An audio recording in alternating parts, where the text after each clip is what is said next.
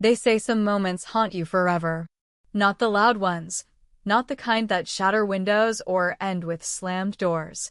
No. The ones that whisper. The ones that sneak in like a breeze and settle in your chest like fog, quiet, heavy, unshakable. It's been 2 years since that night. And I still can't sleep on the left side of the bed, not because of what happened there, but because of what started before it.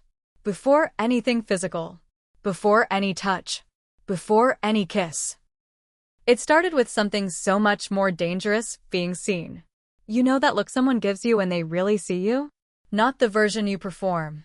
Not the mom. Not the wife. Not the "I'm fine" mask you wear to breakfast and PTA meetings. But you. The tired, aching, hollowed-out parts. The woman beneath all the doing. That's where this began. I didn't plan to get involved. I didn't dress up for it. I didn't flirt into it. I didn't go looking for trouble. But sometimes trouble looks exactly like comfort. Exactly like someone asking, "Are you okay?" and meaning it. I just wanted to help him. That's the part that still makes me sick. Because it's true. He was hurting, fresh off a brutal divorce, staying in our guest room, sleeping too much, barely eating. He looked like a man unraveling. And I've always been the one who fixes. It started small. Leftovers on a plate.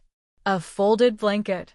A late-night chat because he couldn't sleep, and neither could I. You ever had one of those conversations? The kind where time bends, where one sentence slips into the next, and before you know it, it's 2 a.m. and you're telling them things you've never said out loud? Yeah, that. And it felt good. To be needed. To be heard. To laugh at something dumb and realize it's been months since you laughed like that. But no one warns you, do they?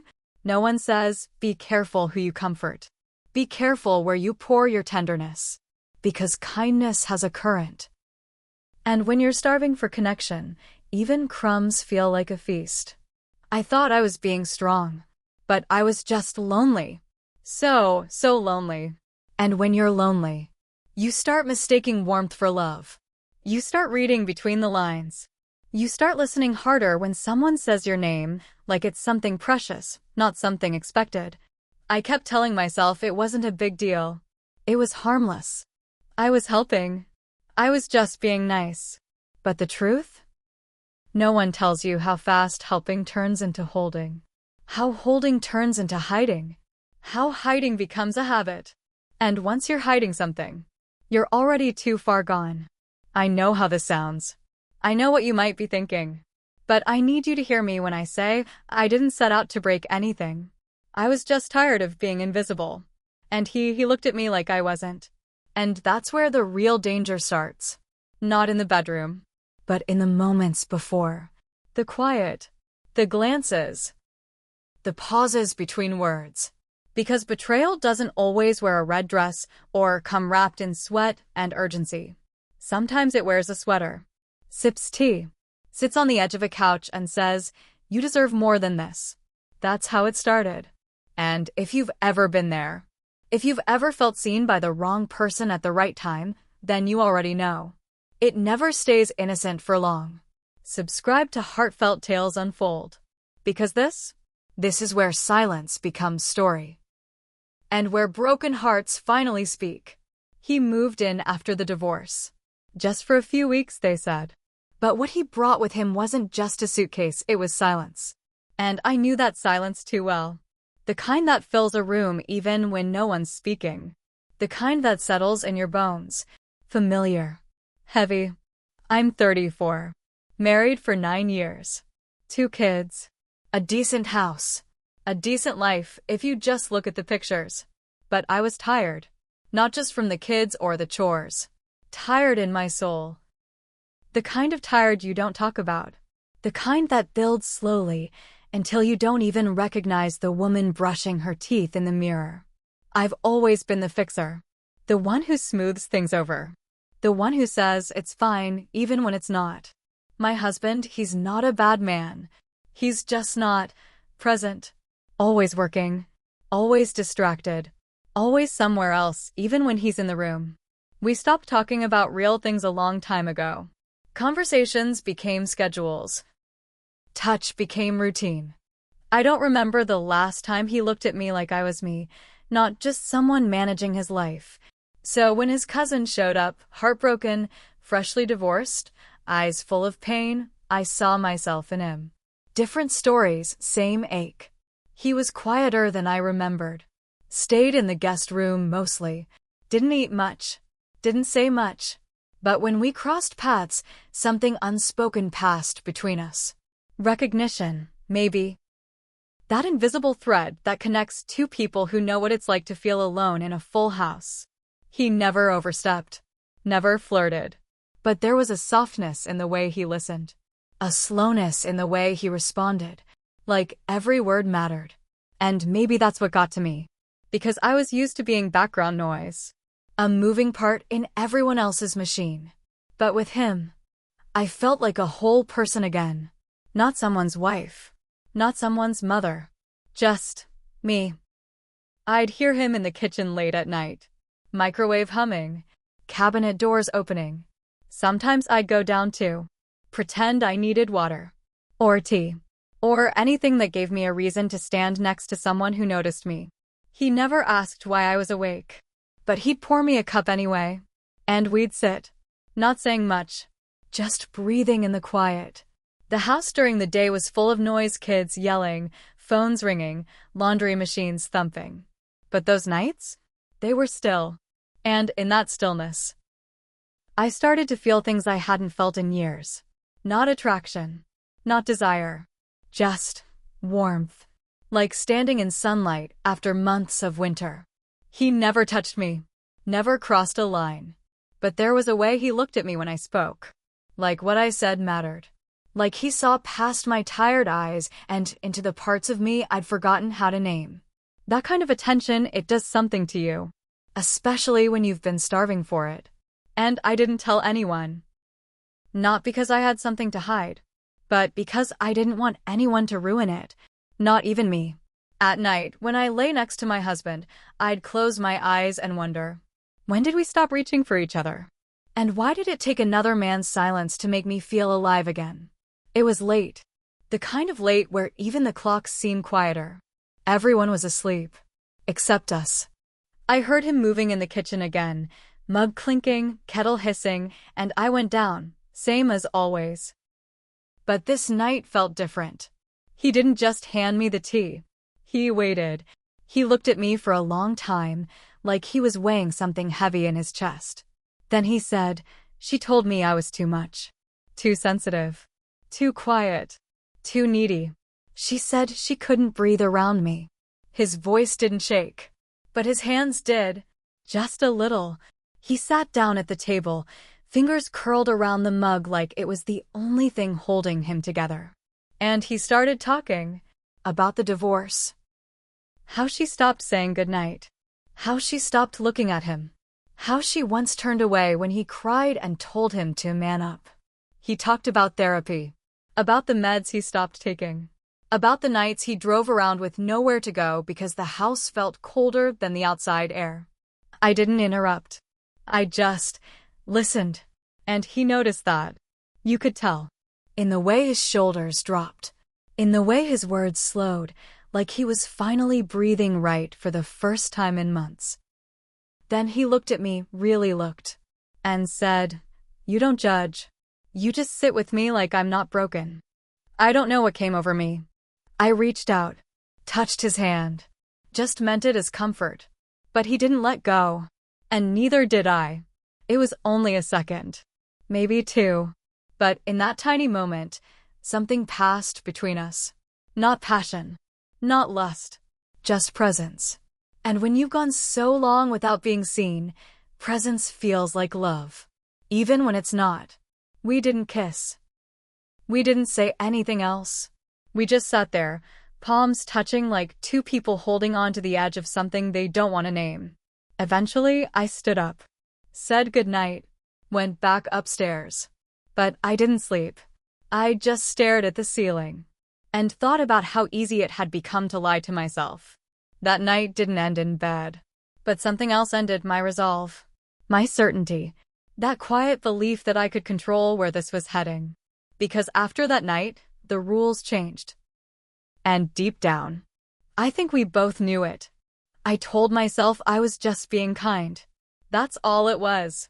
Kindness. But kindness. Kindness doesn't linger in the kitchen at midnight. Kindness doesn't make your heart race when someone walks into the room. Kindness doesn't replay moments on a loop in your mind like a song you can't stop humming.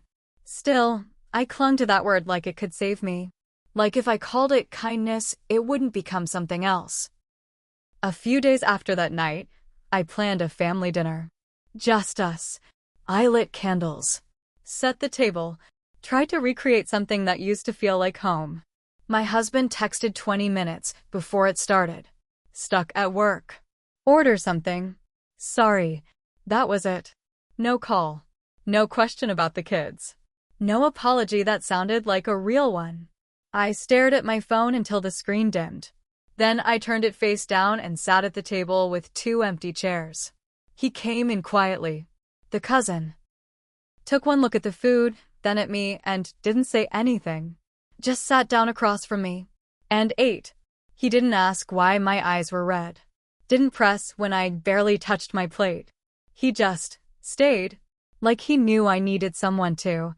When my phone buzzed again, my husband, another meaningless text, I flinched. I didn't even realize I'd done it until the cousin looked at me. And something in his face shifted. Softened. He didn't say, "Are you okay?" But I felt the question all over me. I nodded anyway, even though I wasn't. That night, I dreamt I was standing at the edge of a cliff, wearing my wedding dress. No wind, no sound, just stillness. And he was there. Not my husband. Him. He held out his hand. Said nothing. Just waited. I woke up breathless. And that's when I realized. I didn't know if I was falling for him or for the version of myself he made me feel like again. Because when he looked at me, I wasn't tired. I wasn't fading. I wasn't someone's afterthought. I was real. Present. Whole. It's terrifying. How easily emotional absence makes room for emotional betrayal. And betrayal, it doesn't always begin with bodies. It begins with eyes. With shared silence. With understanding. And when someone understands you without asking for anything in return, it's so easy to start building a home in that space. Even when you know you shouldn't. Even when your hands are still wearing a ring. I kept telling myself nothing had happened. But everything had. Late-night conversations became the norm. It stopped being occasional. It became a rhythm. The kettle would whistle. The lights would dim. And we'd meet in that quiet space between exhaustion and confession. Some nights we didn't talk about anything deep. Just music. Or childhood. Or favorite foods. And yet, somehow, every word felt intimate. Like the kind of conversation you only have under covers or after crying. I caught myself laughing again. The real kind. The kind that shakes your shoulders and surprises you. And I started paying more attention to my reflection. Putting on mascara in the mornings. Choosing earrings again. Not for anyone in particular. But maybe for him.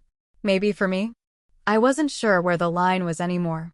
But I knew we were towing it every single night. Then one evening. It just happened. I had a rough day. The kind where everything felt sharp. And I went to the kitchen, already holding back tears. He was there.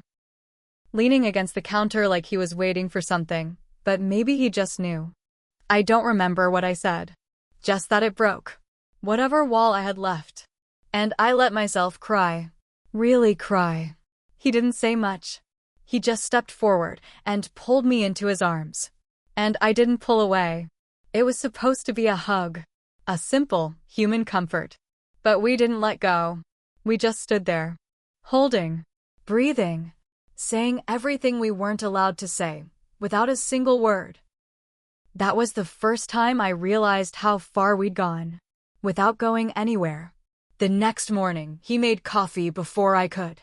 Left it on the counter with a note. You don't have to hold everything alone. My hands shook reading it. Because I'd forgotten what it felt like to be held, Emotionally, I mean.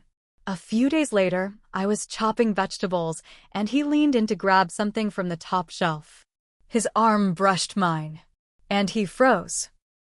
Then said, softly, "You're the first person who makes me feel whole again." I should have corrected him. I should have changed the subject. But I didn't, because the worst part wasn't what he said. The worst part was that I wanted to believe him, because I didn't feel whole. I felt cracked. And in that moment, being his glue felt easier than being my own. Things kept slipping. Touches lasted longer. Smiles lingered. Words carried weight they shouldn't have. One evening, we were sitting in the living room. Kids asleep. TV on low, but neither of us watching. We were close. Too close. Our knees brushed. We didn't move. And for a moment, the whole room felt like it was holding its breath. And then the door opened. My husband. Home early. Unexpected. He stopped in the doorway. Looked at us. Really looked. No one said anything. Not him. Not me. Not the cousin. But I felt it.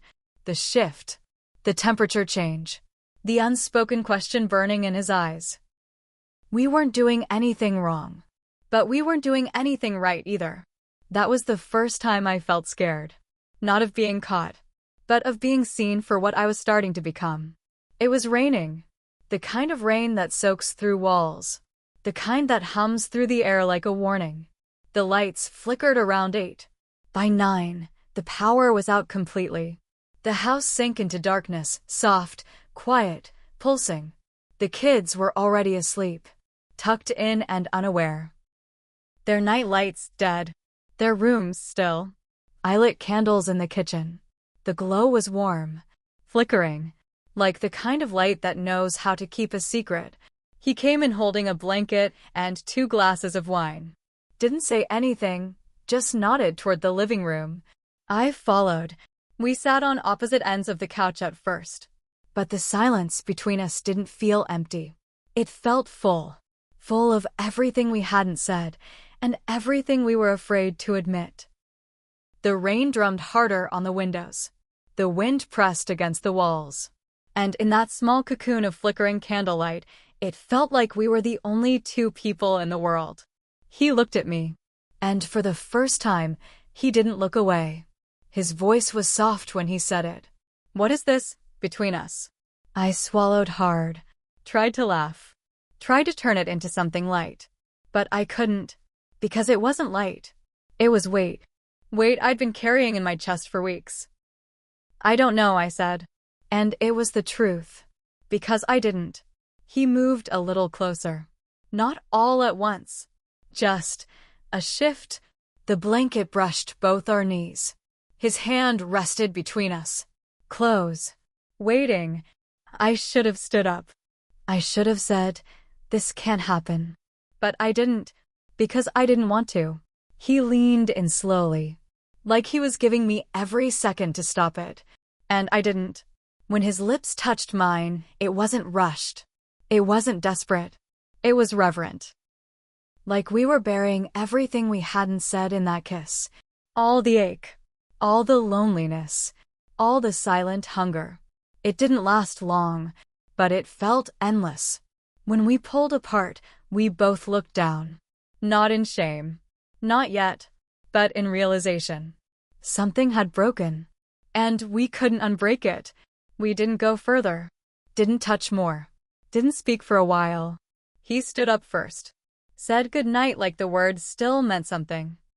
And I sat there long after he left the room. Wine untouched. Heart loud. Because I knew. We hadn't just crossed a line. We had burned the map entirely. The next morning, I didn't go down for breakfast. I waited until I heard the front door close.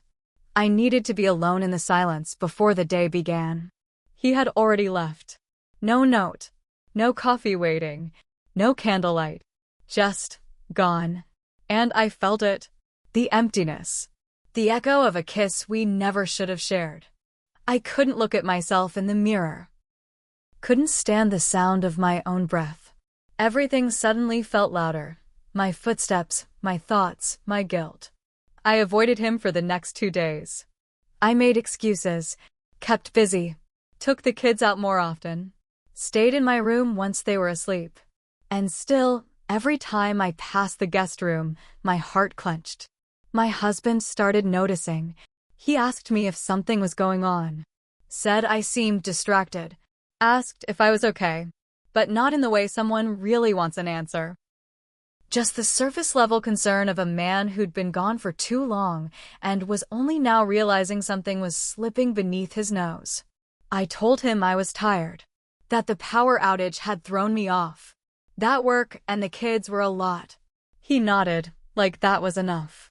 But his eyes lingered on me longer than usual. And I felt it, the shift. The suspicion. I started deleting messages. Not that there were many. Just short exchanges. Innocent on the surface. But I knew what they meant. What I meant when I wrote them. And that was enough to make my hands shake every time I opened my phone. I kept replaying that night. The candlelight. The closeness. The kiss. I didn't cheat. Not technically. But the way my heart beat around him? That was betrayal. Quiet. Slow. Real. One evening, he pulled me aside in the hallway. His eyes were tired. Worn down. There was a sadness in his voice I hadn't heard before. He said, "I'm going to find my own place." I didn't ask why. I didn't beg him to stay. I just nodded. Because I knew. He packed his things quietly the next morning. Didn't hug the kids. Didn't say goodbye to my husband. I stood by the window and watched him load the last bag into his car. He didn't look up. Didn't glance back. Just got in and drove away. And when the silence came rushing back into the house, it didn't feel peaceful. It felt hollow. Like something had ended. Even though it never truly began. I found our wedding photo the other day. It was tucked behind an old stack of birthday cards in the drawer I never open unless I'm avoiding myself. I pulled it out, dusted off the corner, and just stared. He was smiling. I was too, but not in the way I remember. I looked, polished, put together, perfect, but the woman in that photo didn't feel like me anymore.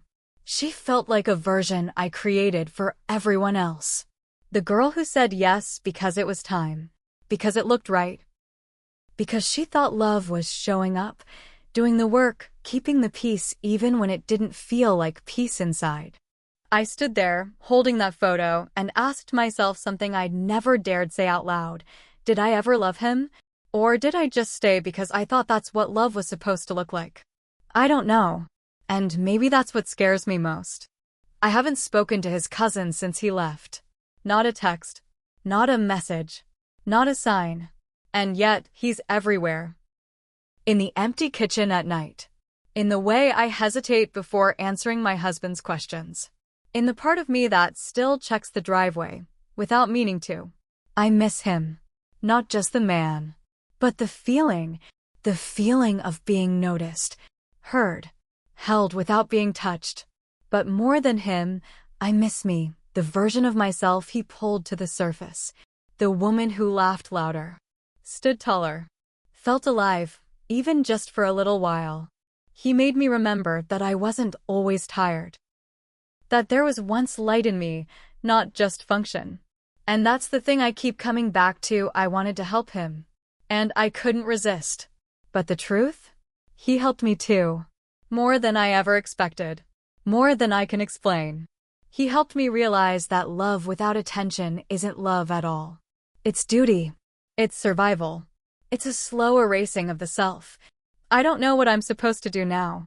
How to forgive myself for wanting something that wasn't mine. Or how to keep pretending that nothing happened when everything inside me feels different. But I do know this.